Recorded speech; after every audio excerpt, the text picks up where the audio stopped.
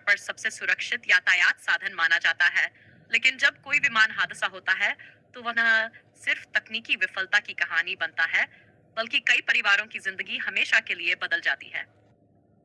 भारत में air India के इतिहास में कई बड़े हादसे हुए हैं, जिनमें कुछ ने दुनिया भर में हलचल मचा दी थी। इस लेख में हम विशेष रूप से एयर इंडिया के एक बड़े हादसे का गहन विश्लेषण करेंगे। Air India express flight IX-1334, जो 7 अगस्त 2020 को हुआ था, इसे कोझिकोड केरल आ रही air India express flight IX-344 runway पर फिसलकर दो टुकड़ों में टूट गई। यह विमान एक बोइंग 737-800 था, जो वंदे भारत मिशन के अंतर्गत फंसे हुए भारतीय नागरिकों को वापस ला रहा था। विमान में कुल 100 लोग सवार थे, जिनमें से 28 लोगों की मौत हुई और अनेक गंभीर रूप से घायल हुए। घटना का पूरा विवरण। उड़ान का विवरण। विमान संख्या IX-344 बोइंग 737-800, स्थान दुबई से कोझिकोड। समय 7 अगस्त 2000 शाम 7:40 बजे। यात्रियों की संख्या मुनाचन रिपोर्ट। क्रू सदस्य 6। मृत्यु बयाड़। घायल प्लस। मौसम की स्थिति। घटना के समय कोझिकोड में भारी बारिश हो रही थी। रनवे गीला और फिसलन भरा था। इसी दौरान विमान टेबल टॉप रनवे पर लैंड करने की कोशिश कर रहा था, जो कि पहले से ही एक चुनौतीपूर्ण रनवे माना जाता है। टेबल टॉप रनवे क्या है? टेबल टॉप रनवे ऐसे रनवे होते हैं जो पहाड़ी या पठारी इलाके में बने होते हैं। इनके दोनों ओर ढलान होती है। अगर विमान रनवे की सीमा पार कर जाए तो वह सीधे गहरी खाई में गिर सकता है। भारत में 3 प्रमुख टेबल टॉप रनवे हैं। 1 कोझिकोड, कैलिकट, मैंगलोर, लेंसडाउन। नौसैनिक हवाई अड्डा।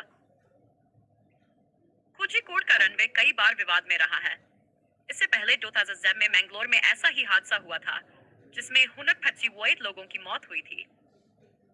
दुर्घटना के प्रमुख कारण जांच agency DGCA, directorate general of civil aviation और AAIB, aircraft accident investigation bureau द्वारा की गई रिपोर्ट के अनुसार इस हादसे के पीछे कई कारक जिम्मेदार थे।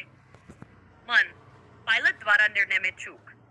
पायलट ने टेलविंड के बावजूद विमान को लैंड कराया, यानी हवा की दिशा विमान की लैंडिंग दिशा के विपरीत नहीं, बल्कि उसी दिशा में थी, जो लैंडिंग के लिए खतरनाक मानी जाती है। रनवे नंबर 10 की बजाय रनवे माइट से लैंडिंग ज्यादा सुरक्षित होती।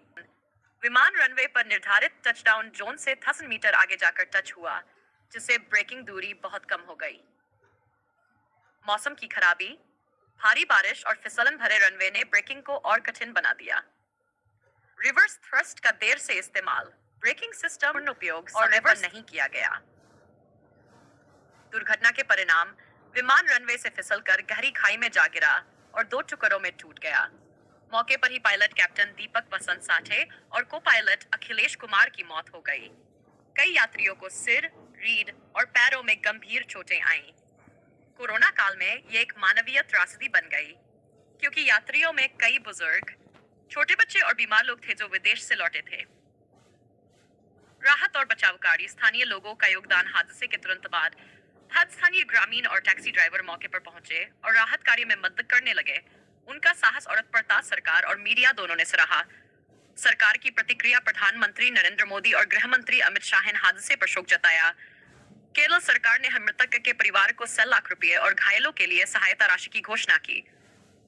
ब्लैक बॉक्स और कॉकपिट वॉइस रिकॉर्डर को बरामद कर लिया गया और जांच में उपयोग किया गया है। विस्तृत जांच रिपोर्ट। DGCA और AAIB की भूमिका। DGCA और AAIB ने संयुक्त रूप से हादसे की जांच की। रिपोर्ट में निम्नलिखित निष्कर्ष निकाले गए। पायलटों ने मौसम की गंभीरता को देखते हुए 2 बार गो अराउंड किया था। तीसरी बार जब लैंडिंग की गई, तब भी मौसम की स्थिति उपयुक्त नहीं थी। विमान ने रनवे के दाहिने हिस्से में टचडाउन किया, जो कि रनवे से उतरने का कारण बना।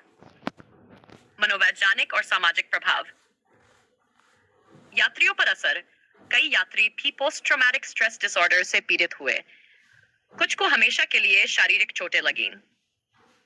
यात्रियों और उनके परिवारों को मानसिक, आर्थिक और सामाजिक रूप से भारी नुकसान उठाना पड़ा। पायलटों के परिवार। कैप्टन दीपक साठे भारतीय वायुसेना के पूर्व पायलट थे। उनकी बहादुरी और समर्पण की काफी सराहना हुई। उनकी पत्नी और बच्चों के लिए ये एक अपूरणीय क्षति थी। इससे क्या सीखा गया? सुरक्षा मानकों पर पुनर्विचार। कोझिकोड जैसे टेबल टॉप रनवे पर लैंडिंग के लिए मौसम, रनवे कंडीशन और विमान भार जैसे तत्वों पर विशेष ध्यान देना होगा। टेलविंड में लैंडिंग की अनुमति पर सख्ती से प्रतिबंध लगाया जाना चाहिए। पायलट प्रशिक्षण, संकट की स्थिति में निर्णय लेने की ट्रेनिंग और सिमुलेशन को और बेहतर बनाया जाए।